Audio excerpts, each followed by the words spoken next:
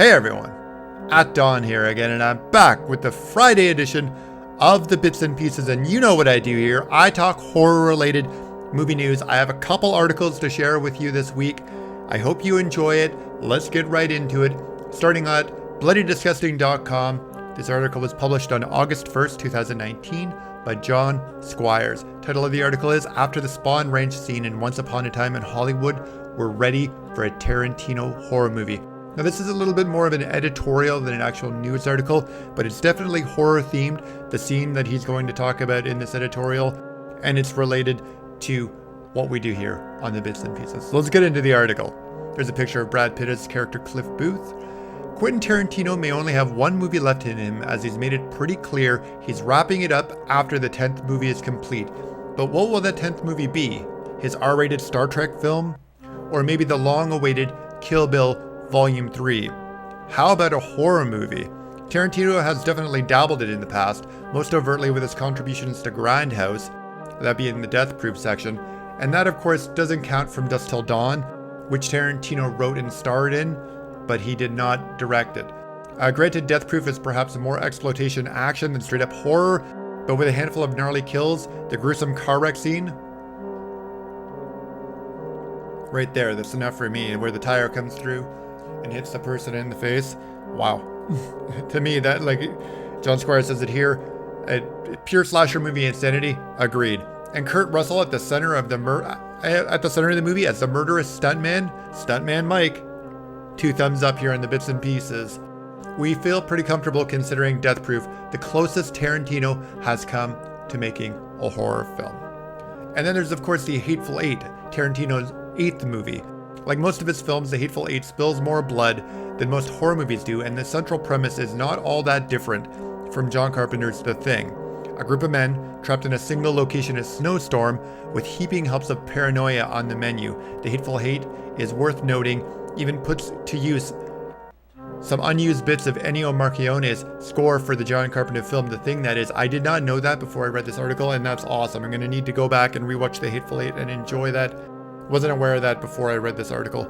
Further establishing that it's the Tarantino's thing, only without monsters. Now that's John's take on it. I do somewhat agree with that, but again, I need to go back and watch it a bit closer and watch for the numbers, the notes being hit. Anyways, let's go on with the article. But will Tarantino's career come to an end without a full-on, downright scary horror film under his belt? We're thinking, sadly, that's probably likely going to happen, but for what it's worth, Tarantino made it pretty clear a few years back that if nothing more, he'd like to make a horror movie. Now this comes from an interview Tarantino did for Time Out in 2015.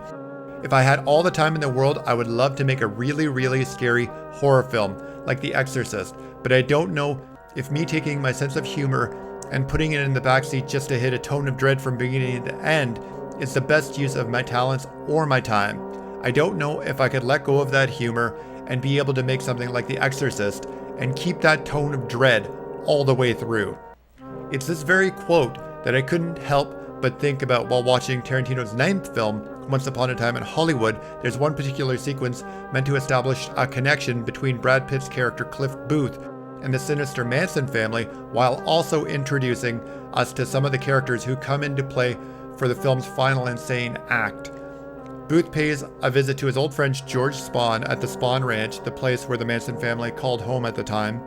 Booth himself has a history with George and the ranch, having filmed Bounty Law there years prior as Rick Dalton's Leonardo DiCaprio stunt double. Now, not giving too many spoilers away for people who haven't seen it yet, Bounty Law is a fabricated TV show that Leonardo DiCaprio's character is a star in, and Cliff Booth is his stunt person. Moving on with the article, Booth suspects something isn't quite right about the place and the people who inhabit the Western Movie Ranch, and he wants to make sure George Spahn is not being taken advantage of. And so, while the family watches on, Booth barges his way into George's home on the property, wherein he meets infamous real-life Manson family member Squeaky Fromme, played by Dakota Fanning. Very well, might I add. She did a great job playing Squeaky Fromme. So did the actor who played Tex in this movie. I liked all of the people. to go off on a side rant, you barely saw Manson. He was barely on the screen. For a movie that's supposed to be about that, you'd think the Manson character would have had a bit more screen time, but he's barely in the movie. Anyways, back to it. It's at this point that we begin to wonder if the gang has possibly killed George Spahn and taken over the ranch, and Tarantino ratchets up the tension for a suspenseful, drawn-out sequence that seems likely to end in a whole lot of trouble for Cliff. And that's bang on, because when this scene was going on in the movie, I'm not going to give too many spoilers, more than what the article says, but I thought for sure Brad Pitt was a goner. I thought Cliff Booth was not coming out of there alive. I was like, I had to like look away from the movie screen for a minute and just be like, whoa, like cover your eyes. Like in a horror movie, you don't want to do that. You just don't want to go in that house. But anyways, let's get on with the article. A feeling of extreme dread fills the air during this sequence in particular as Tarantino escorts Cliff through the house with what can only be described as a horror movie score. The house is filthy, with dirty dishes piled up in the sink, flies buzzing around, and even a still alive rat stuck in a trap. We have no idea if Cliff is going to find George Spahn dead or alive, or if the Manson family watching on from the outside is going to strike and make Cliff their next victim. Exactly what I thought was going to happen. After all, even if Tarantino hasn't yet established them to be murderous by this point, we know they are. As close as he comes, it starts to feel like Tarantino's Texas Chainsaw Massacre. It definitely has that vibe going on too. Or The Hills Have Eyes, that sort of deserted, isolated spot you just do not want to be in. Like you do not, that's no go. Get in your car and get out of there. Do not even bother going there. Anyways, enough with the side rant, back to the article, because this one's taken forever, but I hope you're enjoying it. Ultimately, the sequence ends with Cliff discovering that George is very much still alive, even if his old friend is no doubt being taken advantage of. Bucking expectations, nothing outright horrifying actually happens during the suspenseful Spahn Ranch scene, but it's nevertheless one of Tarantino's most tense sequences to date. Remember that interview from 2015 when Tarantino expressed that he was unsure if he could hit a tone of dread that lasted across an entire movie? Well, in this particular sequence, he damn sure just does that. And that's bang on again. Completely agree with that. That scene was one of my highlights of the movie. I love this movie. I won't say anything else other than that. I'm not going to give too many spoilers. It's been out for a couple of days now.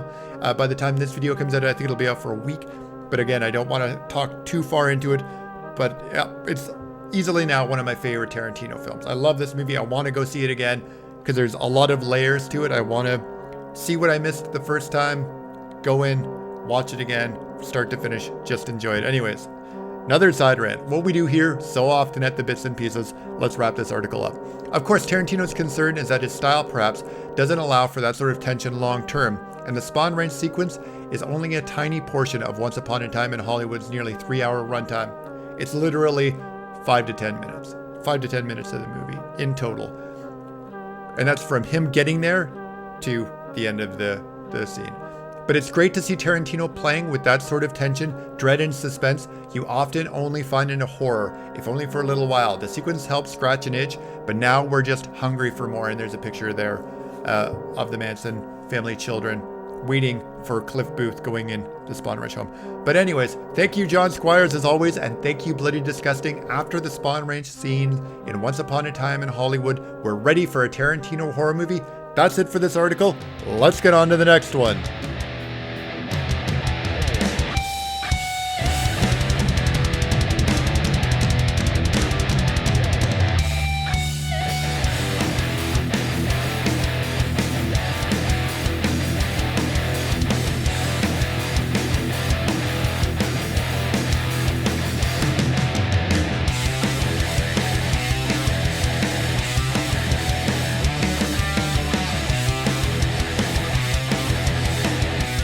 All right, and for the last article of the week, we're going back to bloodydisgusting.com.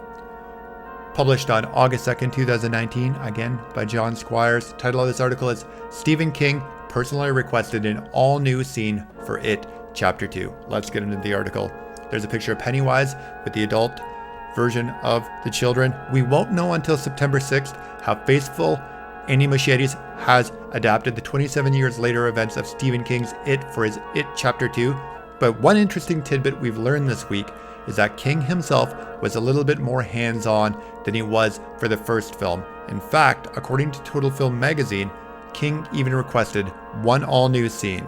As reported by Sci-Fi, the new issue of Total Film features an interview with Muschietti, and the website transcribes this particular portion of that interview as follows. When the author read the first draft of the sequel, made a few notes, and requested an addition of one all-new scene. Muschietti listened. You don't tell Stephen King he can't write it. That goes without saying. It's his property, it's his novel, it's his work. If he wants to contribute, if they want to contribute something, or at least provide feedback, you've got to listen. So I'm glad Muschietti went to that extent of allowing King to provide that feedback, that input, and went and ran with it, and has made a new addition to the film. I'm interested to see what's been added.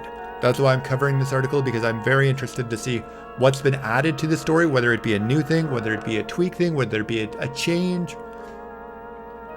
It is definitely a stray and a departure from the original source material, but I'm open to it when it comes to horror, sci-fi, and fantasy, because all of that is interpretable in many ways, and it's very malleable. You can take the stuff and you can bend it and shape it any way you want.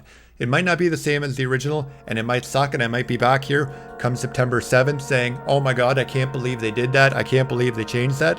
Or I could be saying, hey, I really like that edition. But that's the thing with tweaks and changes. As long as it's not too far of a stray or variation, I'm very open to it. I'm interested in seeing the movie. I've covered that many times. I'm going to continue to cover any news regarding It Chapter 2 and any further news we might get in regarding to this new scene that's been added. I'm sure more will come out before we get up to the release date for It Chapter 2.